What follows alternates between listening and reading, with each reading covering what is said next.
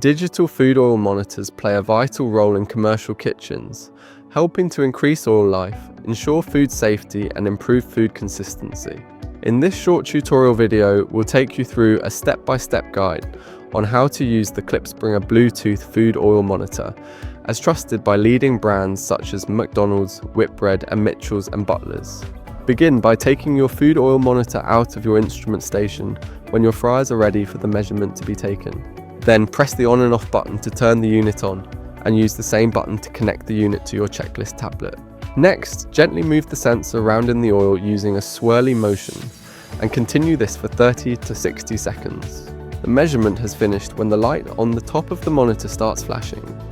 Then press the down arrow button to capture the reading. If the light flashes green, the oil is fine and can be used again.